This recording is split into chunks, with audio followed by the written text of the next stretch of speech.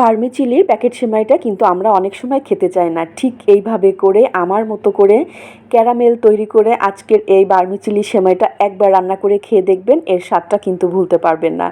আজকে আপনাদের সাথে শেয়ার করেছি ভার্মিচিলির প্যাকেট সেমাই, তাও আবার ক্যারামেল তৈরি করে।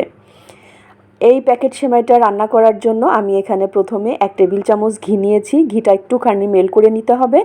ঘিটা মেল্ট করে নেওয়ার পরে এখানে দিয়ে দিচ্ছি আমি কিছুটা পরিমাণ বাদাম।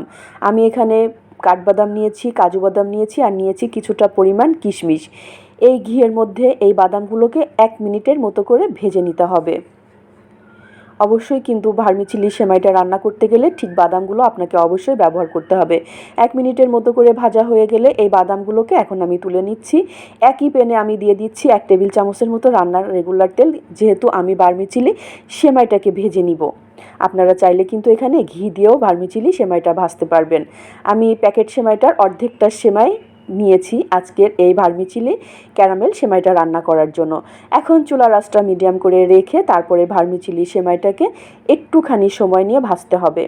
আমরা অনেক সময় কি করি, ভার্মিচিলি সেমাইটা না ভেজেই কিন্তু অনেক সময় রান্না করি। এতে করে সেমাইয়ের কিন্তু নিজস্ব একটা গন্ধ আছে, এতে করে সেমাইটা খেতে কিন্তু ভালো লাগে না।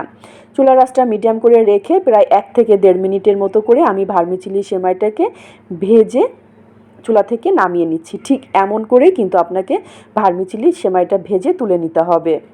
সেমাইটা ভাজা হয়ে গেলে, যেহেতু আমি আজকের ক্যারামেল তৈরি করব, এর জন্য এখানে 2 টেবিল চামচের মতো চিনি আমি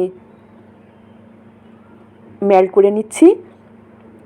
চুলার আঁচটা একেবারে মিডিয়াম করে রেখে কিন্তু আপনাকে চিনিটাকে গলিয়ে নিতে হবে, যেহেতু আমি ক্যারামেল তৈরি করব। আর আপনাদেরকে আমি দেখিয়ে দিচ্ছি ক্যারামেলের কালারটা ঠিক কেমন হবে। ক্যারামেল যদি পুড়ে যায় তাহলে কিন্তু আপনার আজকের এই ভার্মিচিলি ক্যারামেল সেমাইটা খেতে একেবারেই ভালো লাগবে না, তিতা লাগবে। আমি ঠিক কীরকম একটা কালার করে এই ক্যারামেলটা তৈরি করে নিয়েছি আপনাদের সাথে শেয়ার করেছি। এখন এই ক্যারামেলের মধ্যে দিয়ে দিচ্ছি 1 লিটার গরুর দুধ। আমি এখানে গরুর দুধটা দিয়ে আজকের এই ভার্মিচিলি ক্যারামেল সেমাইটা রান্না করব।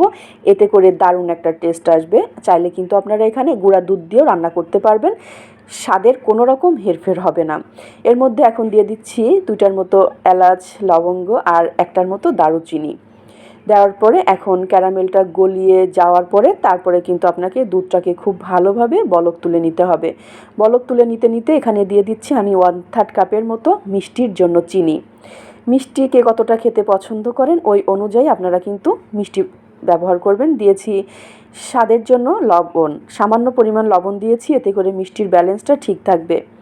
আর যেহেতু ক্যারামেল সেমাই, এর জন্য আমি প্রথমেই যেহেতু 2 টেবিল চামচের মতো চিনি ব্যবহার করেছি, এর জন্য আমার কাছে মনে হয়েছে 1/3 কাপের মতো চিনিই সম্পূর্ণভাবে ক্যারামেল সেমাইয়ের জন্য পারফেক্ট। দুধটার সাথে যখন চিনিটা খুব ভালোভাবে গলে গিয়েছে, দুধটা কিন্তু পাতলা হয়ে গিয়েছে এই পর্যায়ে।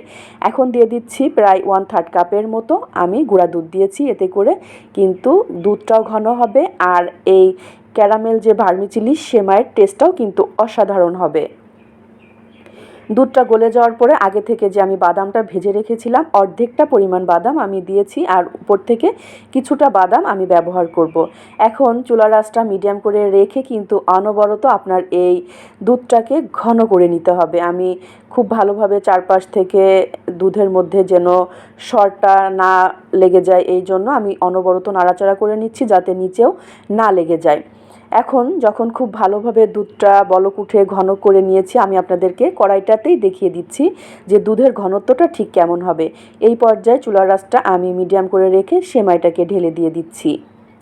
ঠিক 2 মিনিট, মোটামুটি 2 মিনিট সেমাই থেকে বলক উঠে আসলে কিন্তু আপনাকে চুলা থেকে এই সেমাইটা নামিয়ে নিতে হবে।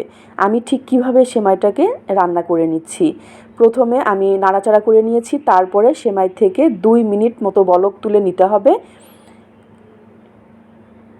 ঠিক এইভাবে যখন সেমাই থেকে বলকটা উঠে আসবে, চুলাটা কিন্তু আমি বন্ধ করে দিয়েছি। দেওয়ার পরে চুলা থেকে আমি আপনাদের সাথে নামিয়ে সার্ভিসিংয়ে পরিবেশন করে নিচ্ছি আজকের এই দারুণ মজার ভার্মিচিলি ক্যারামেল সেমাই। অবশ্যই কিন্তু ঠিক এভাবে করেই খুব সহজ করে আপনার প্রিয়জনের সাথে শেয়ার করে দেখবেন আজকের এই ভার্মিচিলি সেমাইটা কেমন লেগেছে। ক্যারামেল সেমাইটা ঠিক এভাবে রান্না করলে কালারটা অনেক সুন্দর আসে, দেখতে অনেক ভালো লাগে, খেতে তো অবশ্যই। এভাবেই করে রান্না করে আপনার প্রিয়জনের সাথে শেয়ার করবেন। ভালো থাকবেন সবাই, আল্লাহ হাফিজ।